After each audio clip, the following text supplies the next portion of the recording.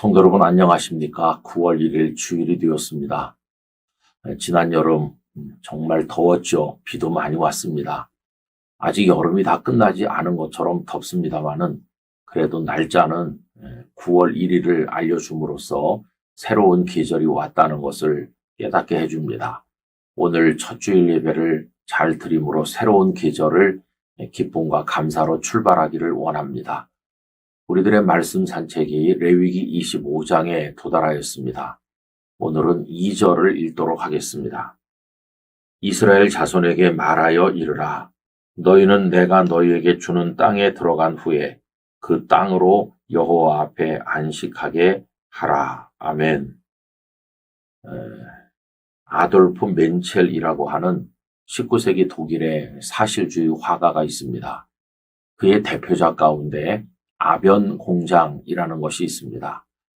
쇳물이 튀고 뜨거운 열기가 확확 뿜어져 나오는 그 자리에서 노동자들이 열악한 환경에서 작업에 몰두하고 있는 그림이죠. 여러분, 이것이 보여주는 것은 그 당시 공장의 노동자들이 얼마나 어려운 환경에서 고통받았는가 이것을 보여주고 있습니다. 당시 산업 현장의 어려움을 보여주는 것이죠. 여러분 1760년대로부터 영국에서는 소위 산업혁명이라고 하는 것이 일어났습니다. 문자 그대로 수천 년 동안 내려왔던 농경 중심의 방식이 바뀌는 문자 그대로 혁명 같은 변화가 오게 된 것입니다. 그 이전까지는 소규모로 농사도 짓고 또 양털도 만들어서 조금씩 모직물을 생산해내는 수공업에 의지해서 살던 시대였는데 이제는 대량으로 생산하는 사회가 도래하게 된 것이죠. 그래서 자본이 모이게 되고 또 기술이 발전하면서 그 기술은 기계를 만들게 했고 그래서 기계가 돌아가는 거대한 공장들이 생겨난 것입니다. 그래서 이 공장에서는 많은 양털을 필요로 하게 됐고 또 많은 목장이 필요했죠. 그래서 소규모 목장들을 거대 자본이 다 사들이게 되었습니다. 이러다 보니까 대량 생산에 의해서 저렴한 물건이 쏟아지니 수공업에 의해서 물건을 생산하던 그런 사람들은 살아갈 수가 없게 됐어요. 그래서 농토도 넘기고 또 목장도 넘기고 이제 그 대규모 공장에 가서 취직을 해야 되는 노동자로 전락하게 된 것입니다. 이런 사람들이 갑자기 도시로 몰려들다 보니까 이 도시는 사람들을 수용할 준비가 아직 제대로 되지 않았는데 집도 부족하게 되고 여러 가지 환경이 굉장히 열악하게 되었어요. 그러면서 어린 아이들까지 또 연약한 여성들까지 그 공장에 가서 하루에 15시간, 16시간 굉장히 시달리면서 고통받으며 일하지 않으면 생계를 유지할 수 없는 상황이 오게 된 것입니다. 그래서 공장의 그 노동자들이 기계의 부속품같이 전락하게 되는 그러면서 그 사회의 빈부격차가 극심해지는 상황이 오게 되었습니다. 이것은 과학의 발전이 가져온 그러면서 자본의 집중이 가져온 사회적 어려움이라고 할 수 있고 각 나라는 이런 어려움을 해결하기 위해서 나름대로 노력을 하고 있지만 전 세계 어느 나라도 완벽하게 풀지 못하는 숙제로 남아 있습니다. 자, 여러분, 사회에는 이러다 보니까 부자가 있고 가난한 사람이 있고 또 많이 배운 사람도 있고 배우지 못한 사람도 있고 등등 여러 가지 사회적 문제들을 이제 표출하게 된 것이죠. 근데 하나님께서는 레위기 25장에 아주 독특한 말씀, 다른 나라에서는 찾아볼 수 없는 말씀을 하고 계셔요. 그것은 뭐냐 하면 안식이라고 하는 것입니다. 그래서 6년 동안 농사를 지었으면 7번째 해에는 그 땅을 놀리라는 것입니다. 땅에도 휴식을 줘라. 땅으로 하여금 안식하게 해라. 이게 안식년이죠. 또 안식년이 7번 지난 다음에 해는 50년째 되는 해는 희년이라고 해서 사람과 사람 사이의 모든 관계가 다시 50년 전으로 회복되는 그런 제도를 실시하도록 말씀하셨어요. 자, 그럼 여러분이 안식년이나 희년이나 이런 제도의 밑에 깔린 것은 안식을 주라고 하는 것인데 욕심이 많은 사람들로서는 받아들이기 어려웠던 것입니다. 6해 농사를 짓고 7해째 땅을 쉬게 하는 건 이건 아까운 거다. 7해째 해에도 농사를 지어야지 이렇게 생각을 하는 거죠. 하나님께서는 그렇게 하지 말라고 하셨어요. 여러분, 이것은 조금 더 많이 소유하고 누리고자 하는 인간 안에 있는 욕망을 내려놓고 그리고 땅에게 쉼을 주는 겁니다. 근데 그 땅에게만 쉼을 주는 게 아니라 결국 보면 자기 자신도 쉬게 되는 것이죠. 여러분, 안식년과 이 희년 제도는 하나님께서 이스라엘 사회의 건강함을 지켜나가기 위해서 주신 아주 독특한 방식이라고 할 수 있습니다. 이 사회의 병이 깊어지고 가진 자와 가지지 못한 사람, 이런 사람 사이에 갈등이 깊어져서 모두가 살기 힘든 그런 사회가 되는데 그거를 치료할 수 있는 방법이 결국은 내 욕심은 내려놓고 다른 사람을 배려하는 거 아니겠어요? 이 사랑의 정신만이 이 사회를 치료할 수가 있습니다. 그런 방식으로 하나님께서 제도화하신 것이 안식년과 희년이었다. 이렇게 말할 수 있어요. 그럼 하나님께서 이런 말씀을 하신 근거가 뭡니까? 25장 맨 마지막 절에 이런 말씀이 있어요. 이스라엘 자손은 나의 종들이 됨이라. 그들은 내가 애굽 땅에서 인도하여 낸 내 종이요 나는 너희의 하나님 여호와이니라. 부자든 가난한 사람이든 그 누구든 다 내 종이다. 내가 너희들을 종처럼 부리면서 학대하면 좋겠느냐? 나는 자비로운 하나님이기 때문에 너희들에게 안식을 준다. 그런데 내 종인 너희들끼리 소위 종들의 싸움을 싸워서 어떤 종이 다른 종을 학대하듯이 그렇게 해선 되겠느냐? 너희는 부자든 지식인이든 누구든 다 내 종이고 가난하고 어려운 사람도 다 내 종이다. 나는 자비로운 하나님이다. 나는 너희들이 안식하면서 모두가 다 행복하기를 원한다. 그러니 너희 사회에서는 안식년과 희년을 지켜라. 이렇게 하나님께서 말씀을 하신 것입니다. 여러분, 안식 안으로 들어갈 수 있는 마음의 여유를 가지기 원합니다. 결국 남을 쉬게 하는 건 내가 쉬는 것이고 땅을 쉬게 하는 건 모두가 공존하는 것입니다. 현재 지구촌에서 자연을 쉬게 하지 않은 결과로 나타나고 있는 무서운 자연재해, 기후이변을 우리가 보고 있지 않습니까? 하나님의 말씀을 따라서 우리 마음의 모든 나 중심적인 이기적인 욕망을 내려놓고 피차가 안식할 수 있는 하나님의 축복 안에서 모두가 행복할 수 있는 삶을 누리기를 진심으로 기원합니다. 거룩하신 아버지 하나님, 하나님께서는 안식년과 희년의 제도를 말씀하심으로써 나도 쉬고 남도 쉬고 나도 행복하고 남도 행복하게 되는 하나님 방식의 사랑의 원리를 가르쳐 주십니다. 저희로 하여금 욕망의 틀 안에서 벗어나게 하시고 피차가 모두 행복하게 살아갈 수 있는 하나님의 방식을 깨닫게 하여 주옵소서. 저희 안에 참 안식을 허락해 주시기를 예수님 이름으로 기도하옵나이다. 아멘.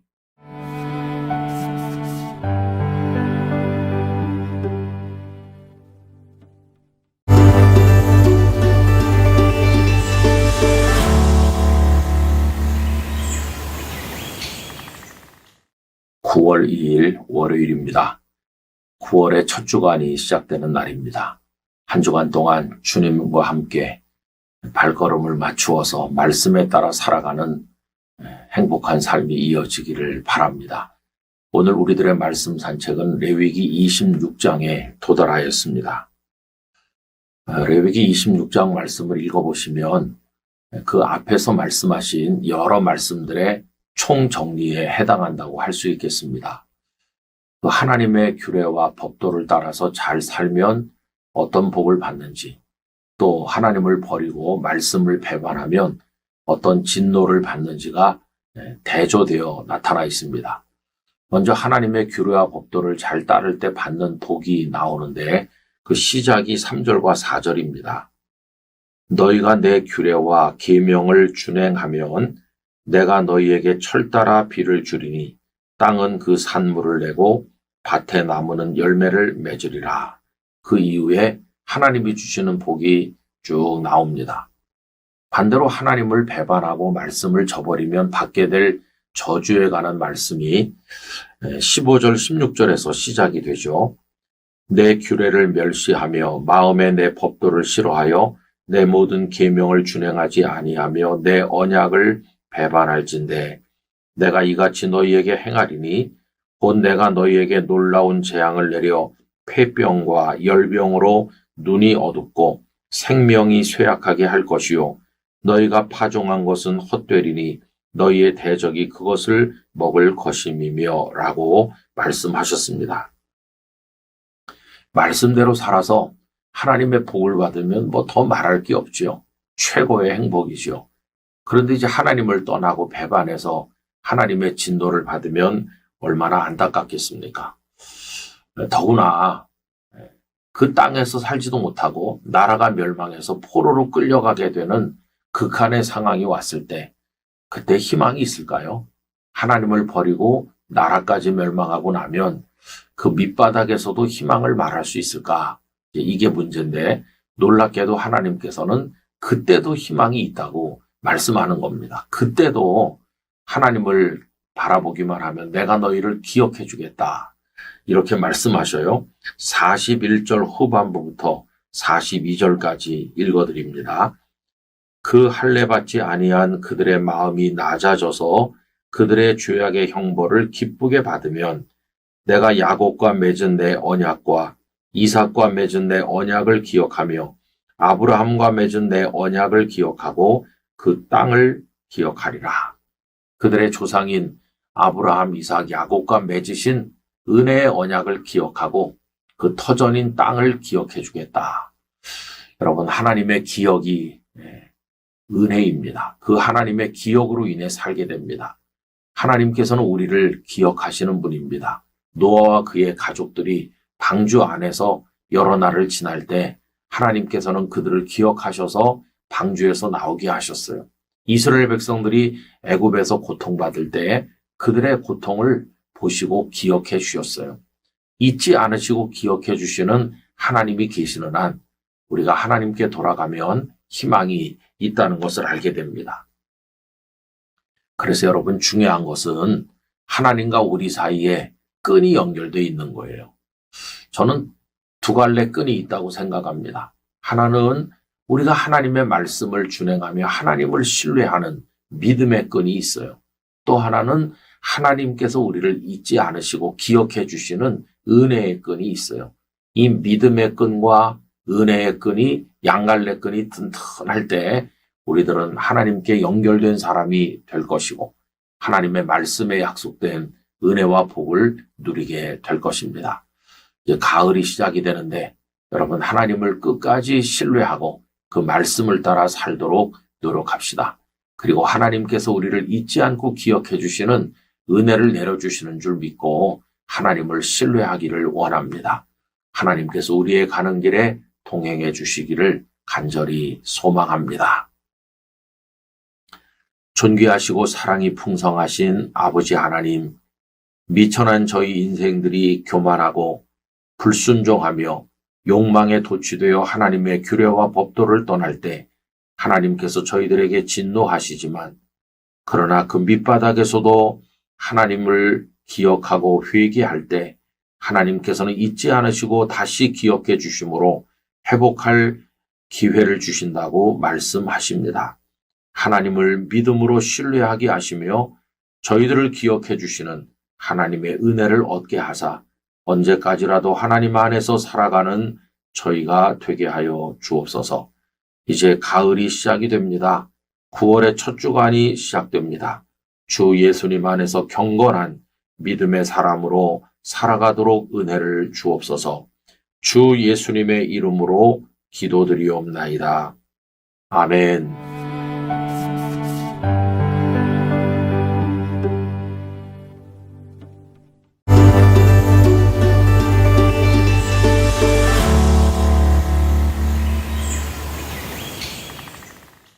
안녕하십니까. 9월 3일 화요일입니다. 오늘 말씀 산책 우리 레위기 맨 마지막 장인 27장에 도달하였습니다. 오늘은 그 중에서 2절 말씀을 읽겠습니다. 이스라엘 자손에게 말하여 이르라. 만일 어떤 사람이 사람의 값을 여호와께 드리기로 분명히 서원하였으면 너는 그 값을 정할지니. 아멘. 언제나 사람에게도 값이 매겨져 왔습니다. 고대 노예들이 있었던 시대에는요, 그 노예들의 쓸모에 따라서 그 노예가 건강한지 재주가 많은지에 따라서 또 일할 수 있는 시간이 얼마나 남았는지에 따라서 노예들의 값이 정하여졌습니다. 또 나라들에 따라서는 신랑이나 신부가 결혼 지참금을 가지고 가기도 했는데 그 지참금의 액수가 결국 그 신랑과 신부의 값이었다고 말할 수도 있겠죠. 오늘날도 사람 값을 정하는 것은 예외는 아닙니다. 어떤 사람이 회사에 취직할 때 내 연봉을 얼마 주시겠습니까? 우리 회사는 당신에게 뭐 얼마를 드리겠습니다. 라고 할 때 그게 그 사람의 가치에 대한 평가라고 할 수 있습니다. 이런 식으로 뭐 내용은 좀 다르지만 별로 유쾌하지 않을 때도 많이 있지만은 사람에게도 값이 매겨져 왔다는 것을 알게 됩니다. 레위기 27장은 하나님께 어떤 사람이나 물건을 드리기로 서원했을 때 그 값을 정하는 겁니다. 모든 이스라엘 사람들은 다 하나님께 속한 존재들이기 때문에 자기의 값을 드려야만 했는데 남자와 여자에 따라서 값이 좀 달랐고 그 다음에 나이에 따라서도 값이 달랐던 것을 볼 수 있습니다. 이것은 여성을 무시했다 그런 뜻이 아니고 그 당시 사회 경제적인 상황상 여성들은 많은 값을 낼 수가 없는 형편이었기 때문에 그렇게 정한 것으로 이해가 됩니다. 자, 이렇게 사람의 값을 정하는데요. 근데 여러분, 객관적 기준에 따라서 또 얼마나 섬길 수 있느냐에 따른 효용 가치에 따라서 값을 매기는 게 보통인데 그 모든 게 뒤죽박죽이 되는 곳이 있습니다. 예를 들면 최고 명문 학교를 나오고 건강하고 아주 세상에서 할 일도 많고 출세도 할 수 있고 많은 돈도 벌 수 있는 사람이 그 모든 걸 다 내려놓고 저 아프리카 오지에 들어가서 복음을 전하는 선교사가 되셨다고 하면 이게 다 무너지는 거죠. 사람들이 그걸 이해 못해요. 아니 당신은 굉장한 돈도 벌 수 있고 성공도 할 수 있는데 아프리카 오지에 이게 도대체 무슨 일이냐라고 말하는 거죠. 이게 이제 값의 체계가 객관적 체계가 무너져 내리는 상황이라고 말할 수 있습니다. 근데 정작 그렇게 헌신하는 분들은 말하죠. 나는 죄인일 뿐입니다. 나는 하나님 앞에 나의 모든 걸 드려도 그 은혜를 갚을 수 없는 죄인 중에 괴수일 뿐입니다. 이렇게 말하죠. 그런 분이 바로 바울 사도였어요. 바울 사도는 뭐 출신이나 학벌로 보나 모든 면으로 보나 최고였어요. 그런데 최악의 현실 속에 복음의 현실에 자신을 바쳐서 복음 전도자로 평생을 살다가 순교의 제물이 되시면서 언제나 자신을 죄인 중에 괴수다 이렇게 말하지 않았습니까?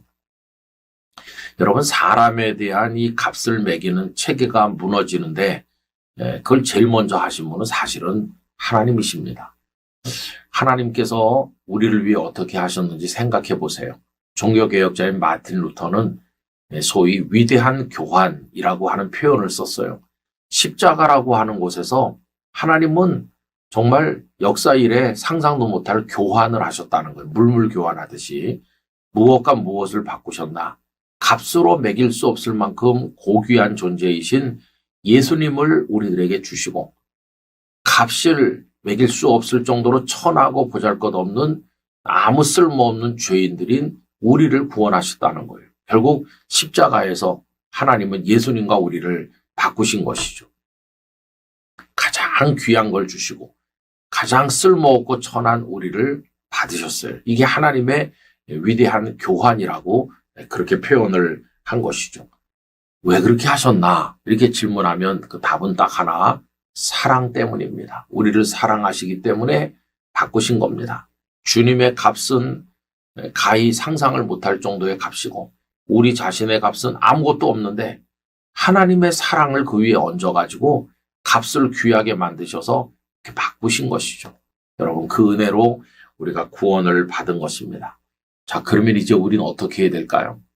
우리가 하나님을 섬길 때 내 값이 얼만데 뭐 이렇게 값을 매겨가면서 내가 비싼 사람인데 그러면서 콧대를 높이고 목을 고추 세우고 그렇게 섬겨야 될까요? 여러분, 이건 너무나 부끄러운 일입니다. 우리가 하나님 앞에 무엇을 드리든지 뭘 섬기든지 인색해서는 안 되고 우리가 정말 볼품없는 죄인 중에 괴수였다는 걸 깨달으면서 값을 계산하지 말고 하나님 앞에 무조건 헌신하고 충성해서 섬겨야 할 것입니다. 내가 지금까지 하나님 앞에 바친 게 얼마인지 알아요? 이런 거 계산하는 거는 너무나 하나님의 은혜를 모르는 사람의 어리석은 이야기일 뿐입니다. 우리의 모든 걸 하나님에 바쳐서 하나님 영광 위에 살아갈 수 있는 그 받은 은혜에 감격하는 우리 모두가 되기를 간절히 기원합니다.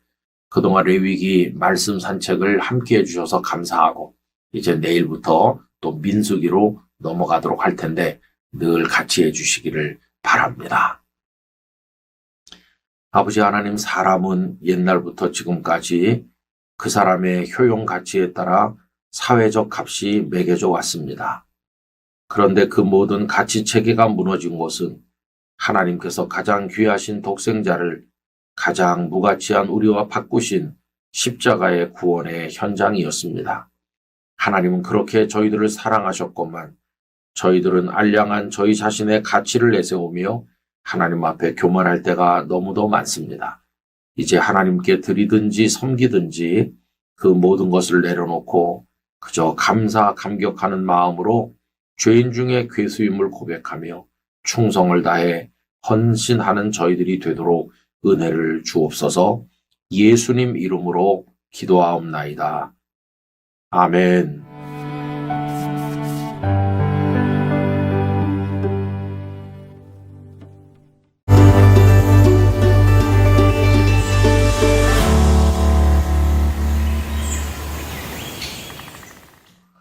안녕하십니까. 9월 4일 수요일입니다. 말씀 산책, 이제 오늘부터는 이제 민수기로 들어가려고 합니다. 레위기는 제사 제도를 비롯한 여러 가지 규정 중심의 말씀이었지만 민수기는 이스라엘 백성들이 하나님의 인도를 따라 광야를 지나가는 내용이 많이 담겨 있기 때문에 문자 그대로 걸어가는 것, 산책하는 느낌을 더 많이 받을 수 있으리라고 생각합니다.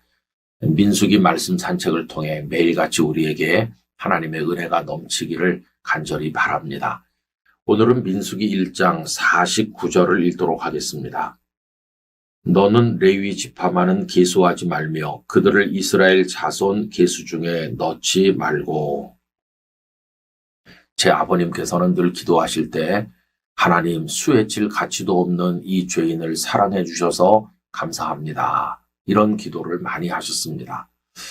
수에 칠 가치도 없다. 이건 성경에 있는 표현이었는데요. 이사야 2장 22절에 개역 성경으로 읽으면 이렇습니다. 너희는 인생을 의지하지 말라. 그의 호흡은 코에 있나니 수에 칠 가치가 어디 있느뇨. 요즘에 우리가 사용하는 개역 개정판 성경에서는 셈할 가치가 어디 있느냐라고 번역을 바꾸었습니다. 숫자로 따질 가치가 없다는 거죠. 민수기 1장은 이스라엘 백성들의 인구조사 이야기가 나와 있습니다. 애굽에서 나온 지 둘째 해, 둘째 달이 되었을 때 하나님께서는 현재 이스라엘 백성들의 숫자를 지파별로 파악하게 하셨어요. 그런데 오늘 읽은 말씀은 레위 지파는 그 숫자에 포함시키지 말라고 하셨어요. 물론 그때 인구조사는 여인들과 어린 아이들은 빠져 있는 거죠. 그때 여인들은 또 어린 아이들은 그 숫자에 들어가지 않았는데 여성을 경시해서라기보다는 어떤 사회 경제적인 이해 때문에 그랬다고 생각하고 어린 아이들은 영유아 사망률이 높을 때이기 때문에 그런 측면도 있었으리라고 생각합니다. 어쨌든 그 건강한 남정네들의 인구를 이제 조사하게 된 거죠. 그런데 레위 지파는 왜 포함시키지 않았을까요? 그 이유는 하나님께 드려진 사람들이었기 때문입니다. 그 경위는 출애굽기에 잘 나오고 또 레위기 3장에도 부수적인 설명이 있습니다. 이스라엘이 애굽에서 나오던 날 밤, 그 출애굽의 밤에 애굽 땅에는 10번째 마다들이 죽는 재앙이 임했어요. 그래서 모든 애굽 사람들의 마다들이 죽었는데 이스라엘 사람들 중에 그런 일이 하나도 없었습니다. 그러면 이스라엘 사람들이 애굽 사람들보다 선하고 의로워서 그런 재앙을 겪지 않았는가? 그건 아닙니다. 똑같은 죽어마땅한 죄인들인데 하나님께서 말씀하신 대로 짐승을 잡아먹고 그 피를 바른 그것을 하나님께서 보시고 뛰어넘으셨기 때문에 이스라엘 가정의 맏아들들은 죽지 않았습니다. 그래서 하나님께서 그 맏아들들이 죽었어야 되는데 산 것은 내가 베푼 은혜고 그 맏아들들은 다 내 거다. 나한테 바쳐라. 근데 각 가정의 맏아들들을 다 바칠 수가 없으니까 레위 지파를 통째로 하나님의 지파로 하나님을 섬기도록 떼어서 바친 거죠. 그래서 이스라엘 모든 지파 각 가정의 맏아들 숫자를 다 파악을 하고 레위 지파 남자들의 숫자를 파악을 해서 비교를 해보니까 비슷했어요. 그런데 레위 지파가 273명이 모자라서 그 모자란 273명에 대해서는 한 사람당 얼마씩 계산을 해서 속전으로 내게 하고 레위 지파가 그때부터 온전히 이제 하나님의 지파가 된 것입니다. 여러분, 수에 칠 가치가 없는 세상의 숫자에 포함되지 않는 레위 지파는 그래서 무가치한 지파가 되었을까요? 아닙니다. 이스라엘 백성의 숫자에는 포함되지 않았지만 하나님 앞에서 레위 지파는 정말 존귀한 사람들이었어요. 하나님을 섬기는 일에 자신들의 평생을 바쳤기 때문이고 이 레위 지파가 자리를 잡고 있음으로써 이스라엘 백성들이 하나님의 복을 받고 평안하게 지날 수 있었습니다. 레위 지파가 울타리와 같고 레위 지파가 그들을 깨어서 지키는 파수꾼과 같았어요. 민수기 1장 53절을 제가 읽어드립니다. 레위인은 증거의 성막 사방에 진을 쳐서 이스라엘 자손의 회중에게 진노가 임하지 않게 할 것이라. 레위인은 증거의 성막에 대한 책임을 지킬지니라 하셨습니다. 광야에서 행진에 갈 때 레위 지파가 백성들과 함께 진을 치고 있는 것만으로도 백성들에게 진노가 임하지 않는 레위 지파는 그들의 방어벽과 같았다 하는 겁니다. 그래서 이스라엘 인구를 파악할 때는 그 숫자에 포함되지 않았지만 하나님 앞에서는 존귀한 사람들로 쓰임을 받은 것을 알 수 있어요. 여러분, 우리가 세상에서는 대단한 존재가 아닐지 모르지만 하나님은 우리를 귀하게 보시고 우리로 인하여 가정이 복을 받고 이 사회가 복을 받는 그런 열매가 있기를 원하는 것입니다. 이 시대 레위 사람처럼 하나님 앞에 살아가는 우리 모두가 되기를 간절히 바랍니다. 존귀하신 아버지 하나님, 이스라엘 백성들이 광야를 행진해 가듯 저희들도 인생의 광야를 갑니다. 오늘부터 민수기 말씀을 같이 나누게 되었는데 하나님의 은혜를 내려주시기를 원합니다. 레위 지파는 인구 조사에 포함되지 않는 수에 칠 가치가 없어 보이는 사람들이었으나 사실은 하나님 앞에서 가장 고귀한 사람들이었으며 그들로 인하여 이스라엘 백성들에게 진노가 임하지 않는 이스라엘의 방벽과도 같은 사람들이었습니다. 아버지 하나님, 저희로 하여금 대한민국 사회에서 그러한 역할을 감당할 수 있는 영적 방파제가 되게 하여 주시옵소서. 세상 사람들은 우리를 어떻게 보든지 하나님 앞에서는 존귀한 사람으로 여겨지는 복된 존재가 되게 하여 주옵소서. 예수님의 이름으로 기도하옵나이다. 아멘.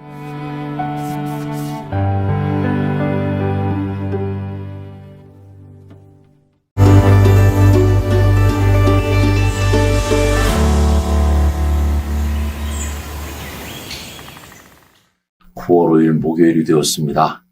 오늘도 주님 안에서 복된 하루로 살아가시기를 바랍니다. 오늘 우리들의 말씀 산책은 민수기 2장이 되겠습니다. 그 중에서 2절 말씀 읽어드리죠. 이스라엘 자손은 각각 자기의 진영의 군기와 자기의 조상의 가문의 기호 곁에 진을 치되 회막을 향하여 사방으로 치라. 아멘. 이스라엘 백성들은 광야를 통과해서 가나안을 향해 나갔습니다. 광야를 통과하는 것은 단순한 행진이 아니라 가나안에 도착할 때까지 상당한 기간의 삶이었습니다. 그래서 그 삶을 진행하는 동안에 지켜져야 될 질서가 있어야 되죠. 그 질서는 하나님께서 시내산에서 말씀하셨습니다.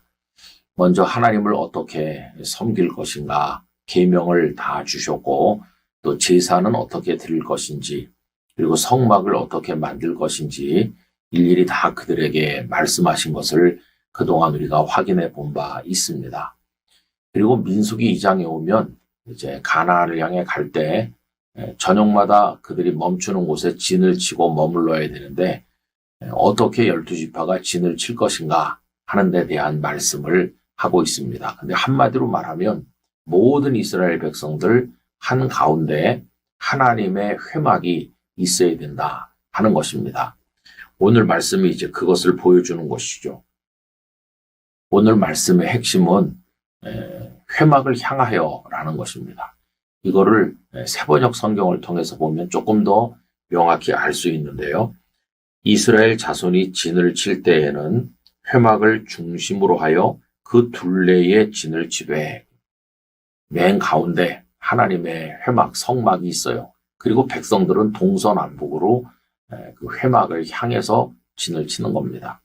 이것은 그들의 삶이 하나님 중심이어야 함을 알려주는 것입니다. 모름지기 성도는 하나님 중심으로 살아야 합니다. 여러분들에게 이미 여러 차례 말씀드린 로렌스 형제 이야기를 다시 한번 떠올려 보시기 바랍니다. 18세기의 영성가인 로렌스, 그의 본명은 니콜라 에르망이라고 하는데요. 이 사람은 굉장히 어려운 평생을 사셨어요. 어느 날 18살쯤 됐을 때 겨울나무 한 그루를 한참 바라보다가 하나님의 현존을 깨닫게 되었습니다. 그리고는 전쟁터에 나가서 싸우기도 했는데 부상을 입어 다리를 절기도 했고 또 고생을 많이 했지요. 그러다가 50여 세 되었을 때 카르멘 수도원에 들어가서 세상을 떠날 때까지 평수도사로 살다가 마지막에 수도원장이 되신 분이세요. 이분이 살았던 때는 1605년에서 1691년이었었는데요.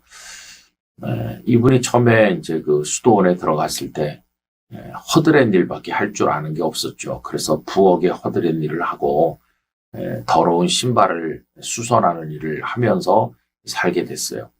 그렇지만 이분은 늘 하나님 중심으로 살았습니다. 나중에 이분이 이렇게 보낸 편지라든지 그분에 관한 것들을 좀 모아서 하나님의 임재 연습이라는 책이 출판되었는데 그거를 이제 편집해서 출판한 사람은 조세프 드 보포르라고 하는 그의 동료입니다. 그 속에 보면 이 로렌스 형제가 얼마나 하나님 중심의 삶을 살았는지를 잘 알려주고 있어요. 그 중에 제가 두 군데만 읽어드리면 이렇습니다. 그는 자신이 엄청난 부자라는 것을 알았다. 로렌스 형제는 하나님이 주시는 선물이 아닌 하나님 그분 자체를 구한 데서 자신이 부유하다는 것을 깨닫게 되었다. 이렇게 말했어요. 하나님이 주시는 선물을 추구한 게 아니라 하나님 그분 자신을 사모해서 영적 부자가 된 것이요. 또 로렌스가 했던 말 중에 이런 게 있습니다. 하나님 앞에서 일할 때 지극히 작은 일이라도 절대 귀찮아하거나 소홀하게 대하지 말라. 그분은 우리가 하는 일의 규모에 감동받지 않으시고 그것을 사랑으로 행했는지를 보신다. 라고 말씀을 하였습니다. 여러분, 저는 오늘 우리도 하나님 중심으로 살길 원합니다. 하나님을 모시고 우리 가정생활, 또 직장생활, 또 모든 사람과의 관계 다 하길 원합니다. 그리고 작은 일 하나라도 하나님께 하듯이 감당하는 오늘 하루가 되기를 진심으로 기원합니다. 언제나 저희와 함께 하시는 임마누엘 아버지 하나님, 이스라엘 백성들이 광야를 사는 동안에 하나님의 회막을 가운데 모시고 하나님을 향하여 12지파가 진을 치고 살았던 것처럼 저희들도 모든 일상에서 하나님 중심의 삶을 하나님의 뜻대로 살아가게 하여 주시옵소서. 주 예수님의 이름으로 기도하옵나이다. 아멘.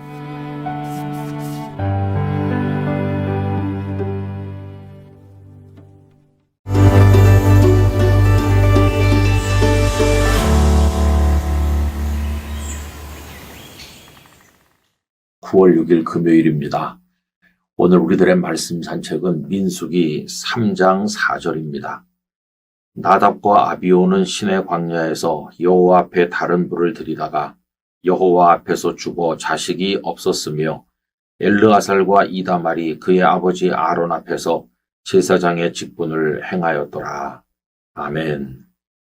민수기 3장에는 레위 지파의 가문별 인구조사 내용이 나와 있습니다. 맨 앞에는 아론의 가정 이야기가 나옵니다. 아론에게는 나답과 아비후, 엘르아살과 이다말이라고 하는 4명의 아들이 있었습니다. 여러분, 아론이 제사장이 되는 날 이 4명의 아들들도 아버지와 함께 에봇을 입고 제사장이 되었어요. 그때 그 가족들이 어떤 생각을 했을지 한번 생각해 보세요. 아마 굉장히 감격했을 겁니다. 사실 금송아지 사건에 앞장섰던 아론이기 때문에 징벌을 받아도 제일 먼저 받았어야 될 근데 하나님은 아론을 생존하게 하셨을 뿐만 아니라 제사장이 되게 하셨으니 그 가족들이 얼마나 기뻐했겠습니까? 그런데 아론만 제사장이 된 게 아니고 그 자녀들까지 제사장이 되었습니다. 온 이스라엘 백성들의 영적 지도자의 역할을 감당하도록 선택받았다는 걸 생각하면서 그 가족들은 감격했을 거예요.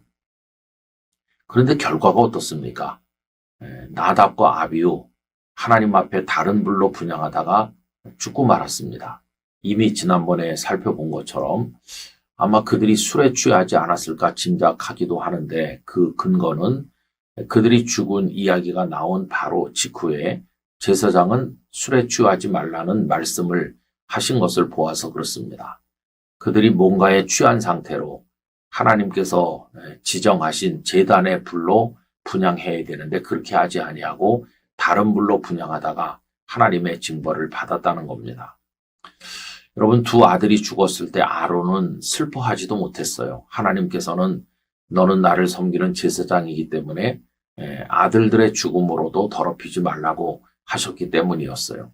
저는 이 말씀을 읽을 때마다 많은 생각을 해봅니다. 신분이 우리를 행복하게 하는가? 그렇지 않다는 겁니다.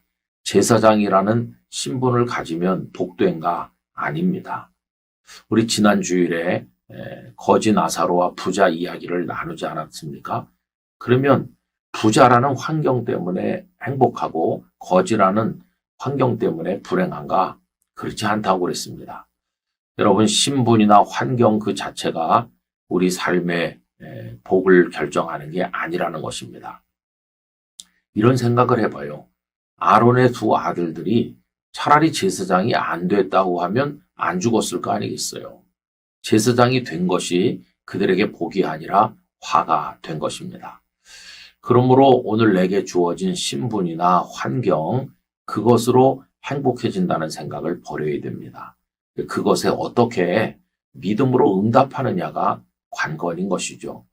어떤 사람은 가난하기 때문에 가족들이 서로 도와가고 의지하면서 오순도순 행복한 가정을 이루는가 하면 어떤 가정은 재산이 너무 많아서 가족 간의 재산 분두가 일어나고 평생 같은 어머니 같은 아버지 밑에서 태어난 형제 자매들이 얼굴도 보지 않고 원수가 되는 경우도 제가 보았어요. 그럴 때 그 물질이 도대체 무슨 행복이 되겠습니까? 그래서 여러분, 내가 어떤 신분이 되었다, 어떤 환경에 있다, 이거 절대 시하면 안 됩니다. 목사로 부름받았다는 것은 영광스러운 것이고 복된 것이지만 하나님을 믿음으로 의지하고 하지 않으면 목사가 되었기 때문에 오히려 더 큰 하나님의 진노를 받을 수도 있는 것이니까 우리 다 마찬가지입니다. 저는 우리 장로님들이 수천 명 모인 곳에서도 그런 말씀 드렸어요. 장로님이 됐다는 것 그 자체가 복인가? 아닙니다. 절대 그렇지 않아요.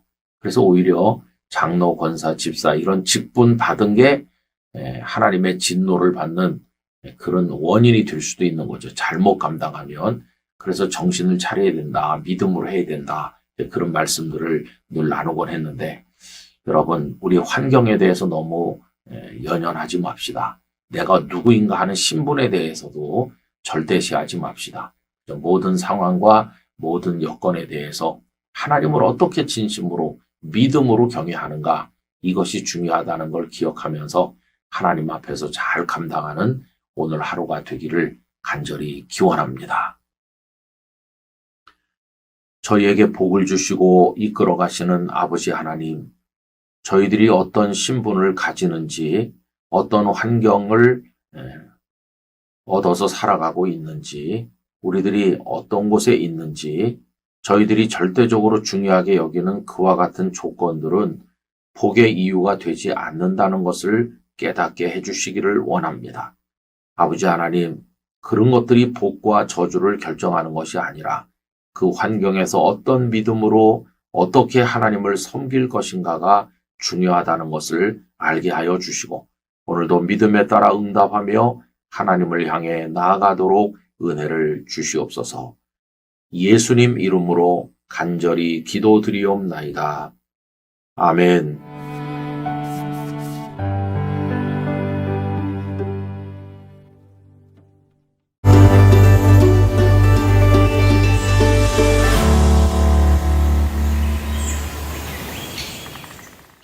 9월 7일 토요일입니다.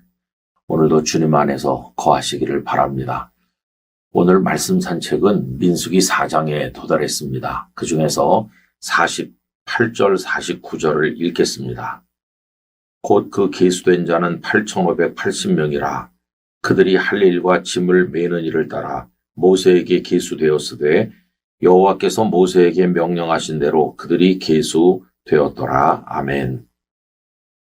성도 여러분, 설악산 최후의 지게꾼이라고 하는 임종석 씨를 아십니까? 키 158cm 밖에 안 되지만은 130kg나 나가는 냉장고까지 지고 설악산을 오르내린 분이라고 합니다.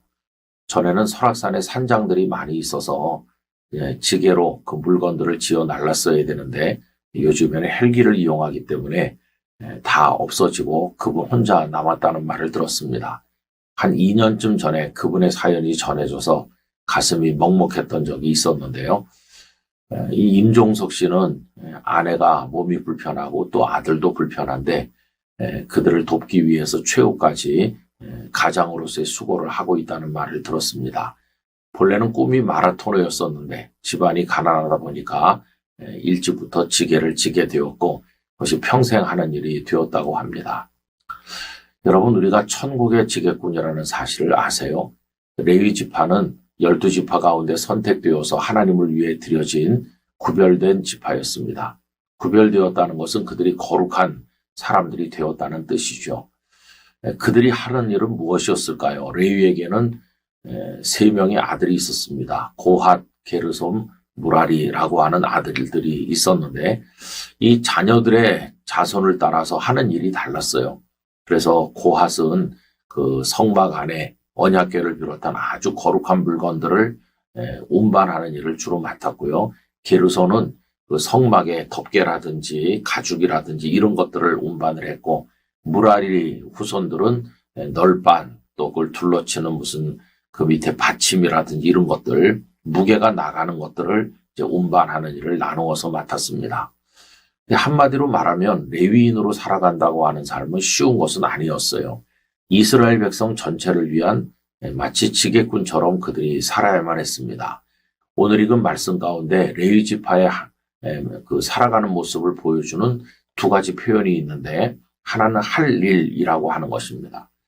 여러분, 선택되어서 하나님의 사람이 되었다는 것은 놀고 먹는 게 아니라 일을 해야 된다는 뜻이었어요. 이 아보드라고 하는 일이라고 하는 것은 노동한다라는 뜻의 아바다라는 동사에서 온 것인데 열심히 일을 해야 됐어요. 그럼 레위 지파가 하는 일이 무엇이었느냐? 오늘 말씀에는 짐을 매는 일이라고 되어 있습니다. 여러분, 짐을 맨다는 하는 말에서 지게꾼이라고 하는 이미지가 생각나는 거 아니겠습니까? 그래서 하나님의 사람은 하나님을 위해서 짐을 지는 사람이에요. 2 어깨를 들이밀어서 양 어깨에다 무거운 짐을 메고 가는 사람이죠. 교육자들이나 교회 중직자가 된다는 것은 사실은 짐을 메는 자가 된다는 뜻이었습니다. 지금도 작은 교회 목사님들은 목회자로부터 관리인까지의 일을 다 하고 있죠. 저도 전도사 부목사 시절에 온갖 일을 다 했던 것이 생각이 나는데 요즘엔 우리 마음이 나태해지고 게을러지다 보니까 짐을 지는 일을 하는 것이 아니라 특별히 대접받는 사람으로 인식하는 것은 아닌지 모르겠어요. 교회에서 교육자가 되고 중직자가 되는 게 주님을 위해서 특별한 짐을 지는 것, 이게 아니고 특별한 대접을 받는 것으로 오해될 때가 많이 있다는 겁니다. 여러분, 우리도 주님의 나라를 위해서 할 일을 부지런히 하면서 수고의 땀을 흘려야 되고 두 어깨를 들이밀어서 짐을 지는 자가 되어야만 할 것입니다. 천국의 지게꾼이 되는 거죠. 우리가 그렇게 해야 될 중요한 이유가 있어요. 그것은 예수님께서 우리를 위해서 사랑의 지게꾼이 먼저 되셨기 때문입니다. 예수님께서는 그 연약한 육신으로 무거운 십자가를 양 어깨에 짊어지시고 골고다 언덕을 오르셨잖아요. 오르시다가 쓰러지고 또 쓰러지고 그러면서 오르셔서 온몸으로 십자가를 지다 못해 나중에 거기 매달리셨어요. 여러분, 그 사랑의 수고로 인하여 우리가 구원을 받았기 때문에 이제는 우리가 천국의 지게꾼이 돼야 됩니다. 여러분, 지게를 지려면 어떻게 해야 되나요? 지게를 여기 이렇게 세워놓고 그 위에 물건을 얹어놓고 그걸 어깨에 질 때는 뻣뻣하게 서서는 질 수가 없잖아요. 바싹 몸을 낮춰서 그 지게 앞에 무릎을 꿇듯이 몸을 낮춰야 그래야 이제 그 어깨에다가 질 수 있는 거예요. 목을 쳐들고 교만하게 버티고 서면 절대로 천국의 지게꾼이 될 수 없고 아주 낮은 자세로 엎드리다시피 해야, 그리고 두 어깨를 들이밀어야 있는 힘을 다해서 일어나야 그 짐을 지고 설 수가 있는 것이죠. 여러분, 우리 한국교회는 요즘에 너 나를 막론하고 다 편안히 믿는 게 유행하고 있어요. 땀 흘리려는 사람이 없어요. 그저 에어컨도 되고 뭐 다 시설이 갖춰진 곳에서 슬슬 부채질하고 차나 마시면서 그렇게 주님을 섬기는 게 유행이 됐어요. 이제는 동분서주하고 땀 흘리면서 무거운 짐도 지는 마음으로 십자가 지신 주님을 생각하면서 우리의 짐을 지는 자가 되어야 될 것입니다. 그렇게 할 때 주님도 우리의 인생의 무거운 짐을 져주실 거라고 믿습니다. 주님이 저를 위해 십자가 지셨으니 저도 주를 위해 짐을 매는 천국의 지게꾼이 되겠습니다. 그런 마음으로 살아가기를 원합니다. 저희들을 위해서 십자가의 짐을 지신 주님을 생각하며 아버지 하나님 앞에 머리를 숙입니다. 이제 저희들도 하나님 나라와 복음을 위하여 저희의 두 어깨를 들이밀어 몸을 낮추어 주님 맡겨주신 짐을 지는 거룩한 지게꾼의 헌신으로 살아가도록 은혜를 주옵소서. 주 예수님의 이름으로 간절히 기도하옵나이다. 아멘.